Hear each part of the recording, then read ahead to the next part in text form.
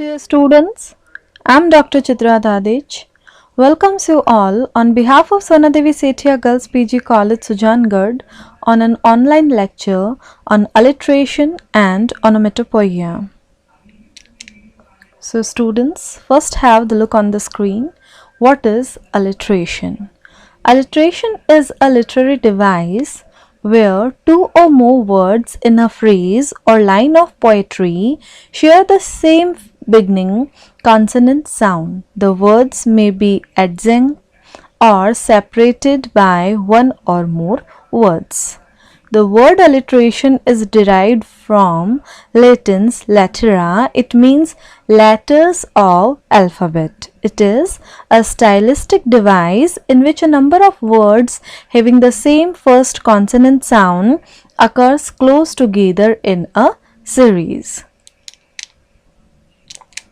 Just have the look on this picture on the screen. Alliteration is the repetition of initial sounds in neighboring words. As you can see in the example, Ali ate apples all afternoon. So the repetition of the sound Ali ate apples all afternoon. So this repetition is called alliteration. As in another example you can see, alliteration is when two or more words in a row or close together begin with the same letter. As Alex alligator ate apples, Cousin carries car in his cart, I eat eggs, egg rolls and eggos, my friends fries French fries. So you can see A, C, E, F, friend, fries, French fries. So that is the alliteration. As you can see in the next picture also, busy buzzing, the bee behaved beautifully. So I'm just showing you some common examples of alliteration as Coca-Cola, eagle eye, French fry, Mickey Mouse, open ocean, PayPal, super size, whisper words of wisdom, the boy was as busy as a bee. So these are the examples of alliteration from world of literature. So these are the lines from Samuel Taylor Coleridge's The Rime of the Ancient Mariner. The fair breeze blew, the white foam flew, the furrow followed free. We were the first that ever burst into that silent sea. So these lines are from Samuel Taylor Coleridge's poem, the very famous poem, The Rime of the Ancient Mariner. So in the above lines, we all can see that the alliteration from B, F and S in the phrases as breeze blew, foam flew, furrow followed and silent sea. Have the another example also, and these lines from written by Robert Frost, the American poet's poem Birches. So I had liked to go by climbing a birch tree and climb black branches up a snow white trunk toward heaven till the tree could bear no more, but dipped its top and set me down again. That would be good both going and coming back. One could do worse than be a swinger of birches. So these lines extracted from the poem Birches by the American poet Robert Frost includes an alliteratively intense repetition of B sounds in every line and often multiple times per line. So the black branches. So I hope it is clear to you what is alliteration. Just have a look on the function of alliteration. Alliteration has a very vital role in poetry and prose. It creates a musical effect in the text that enhances the pleasure of reading a literary piece. It makes reading and recitation of the poems attractive and appealing, so thus making them easier to learn by heart. Furthermore, it renders flow and beauty to a piece of writing. So I hope the alliteration is clear to you. Now, the next term, that is onomatopoeia. Onomatopoeia is defined as a word which imitates the natural sounds of a thing.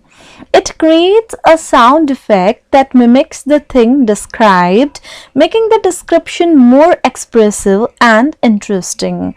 Onomatopoeia is a figure of speech in which words evoke the actual sound of the thing they refer to or describe. Just have the look on the screen. Onomatopoeia, a word that imitates the sound it represents, as splash, as the pop, the bang, this sound of sound. It creates a sound. It imitates the sound. So the word itself comes from the combination of two Greek words, name and I make. So taken literally, onomatopoeia means the name, the sound I make. So the word is simply the way the noise sounds. So for example, whoosh has no meaning other than to imitate the sound of an object flying quickly through the air. So sometimes an onomatopoeic word will come to mean more than the sound itself. So take the word slap for instance. It mimics the sound made by skin hitting skin, but it is also used to describe the action of hitting someone with an open hand. So just look on some common examples of onomatopoeia. The buzzing bee flew away. The bee is buzzing. The sack fell into the river with a splash. The books fell on the table with a loud thump. He looked at the roaring. The rustling leaves kept me awake. So here the buzzing, splash, thump, roaring, rustling, all these are just the example of sound, imitating the sounds. So this is onomatopoeia. So onomatopoeia examples in literature. So this is the example from Shakespeare's very famous play, The Tempest. Be not afraid, the isle is full of noises, sounds and sweet airs that give delight and hurt not. Sometimes 1,000 twangling instruments with hum about mine ears, and sometime voices. So in Act 3rd, Scene 3rd of The Tempest by Shakespeare, Caliban uses onomatopoeia to convey the noises of the island. So note here that twangling is a real word. It is a less common form of the word twang. So both examples in the lines below are conventional onomatopoeia.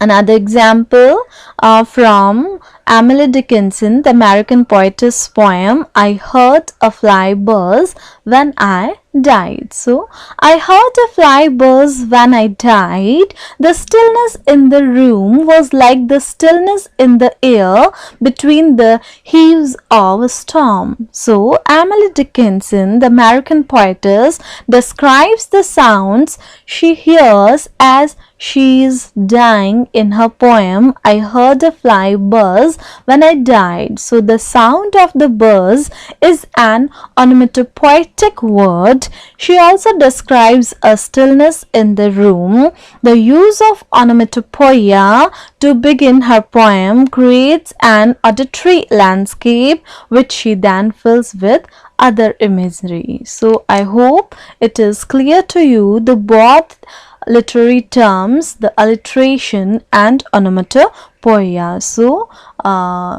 thank you so much. That's it for this video lecture. Till that, keep studying, keep loving the videos. Thank you so much.